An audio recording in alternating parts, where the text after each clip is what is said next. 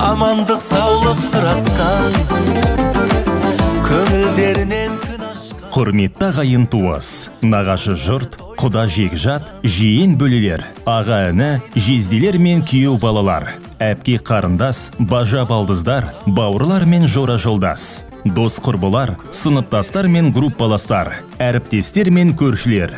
Сіздерді әкеміз Дүйсен мен анамыз Қатираның 60 жас мерейтойы және ұлымыз Бағдәулеттің сүндет тойына арналған Ағдастар ханымыздың қадірлі қонағы болуға шақырамыз. Той салтанаты 2022 жылдың 19 тамыз күні сағат 19:00-де басталады. Мекен жайымыз Жетісай қаласы, Ақсүмбе бір мейрамханасы. Той иелері Құттыбековтер әулеті, Ғани Айман.